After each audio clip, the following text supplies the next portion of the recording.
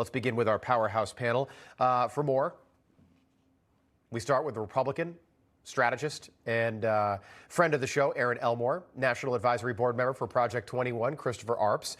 Panel, good morning. Good to see you this morning. I want to play you a soundbite from Joe Biden. This is Joe Biden attacking the gun lobby yesterday. Take a listen. God's name, are we going to stand up to the gun lobby?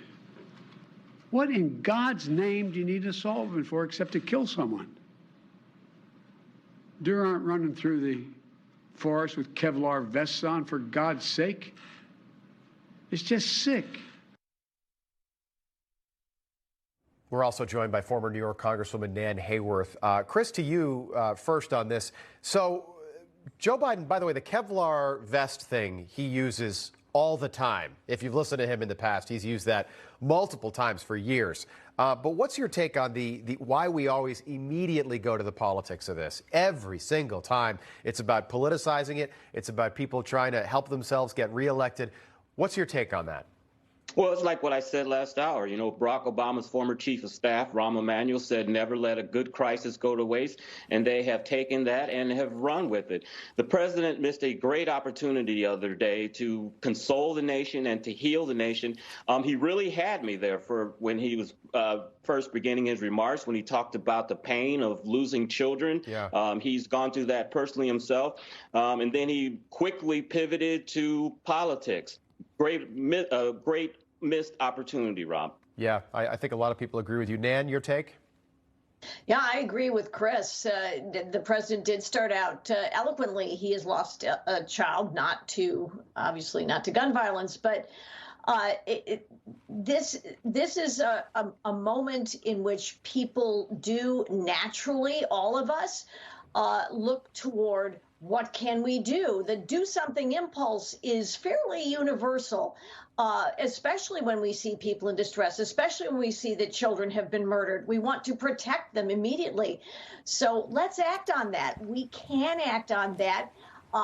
Very few people, I think, would disagree that we should do more and can do more to protect kids in schools so that these kind of mass shooting events cannot happen in our schools.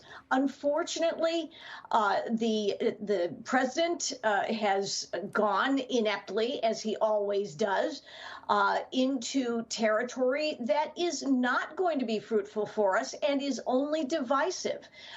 This is a challenge that we will only be able to resolve at the ballot box. Excuse me. Nan, what's the political shelf life of something like this? We've got such short attention spans in this country. 10 days ago, 11 days ago now, we had the shooting in Buffalo. It just seems like every week it's something new. Before that, we were talking about the baby formula crisis. Before that, it was the Will Smith slap at the Oscars. And then all of a sudden we move on to the next thing.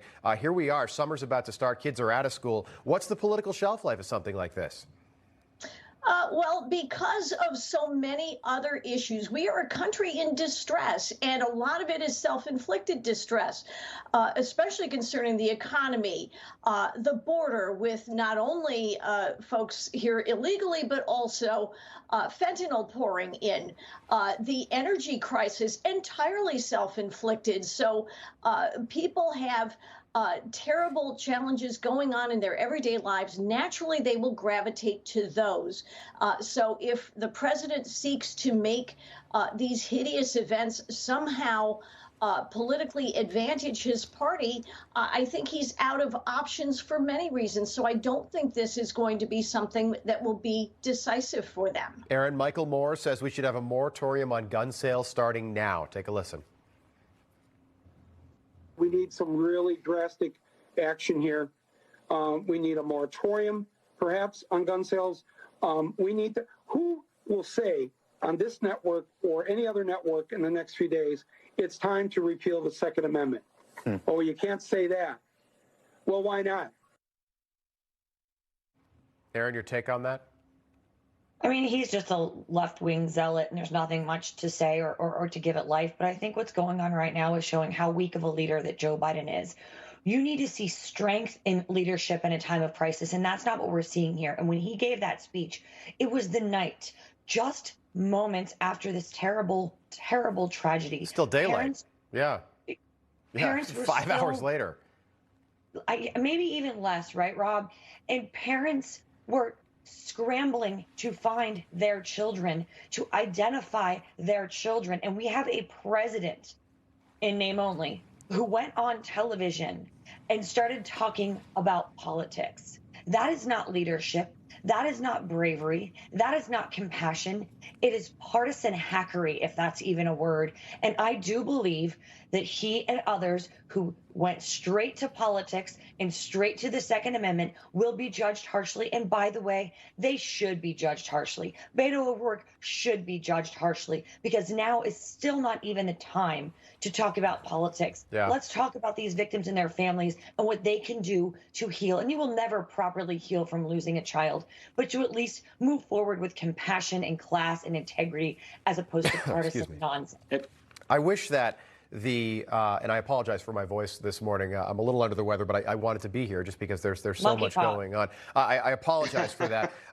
No, and thank you for bearing with me. So here's the moratorium on guns, and I watched the interview, and I want the reporter to say, well, hold on, Michael, can you? And Michael Moore came out with that movie 20 years ago, Bowling for Columbine, after the 1999 tragedy in Columbine, Colorado. But I wish he said, well, how does that play out? Because to me, it reminds me of mask mandates. All of a sudden we put a moratorium on guns, just like mask mandates. There are mask mandates in this country right now. So if there's a little temporary moratorium on gun sales, how does that work? Some people then, we wean it off in some places, but no, in Texas, you still can't buy guns. That's not politically reasonable. If somebody comes out with a politically reasonable solution that both parties can get behind, even in a moderate way, I think we'll see actionable change. But so far, a moratorium on guns in the Second Amendment, I don't think is It's unconstitutional, by the way.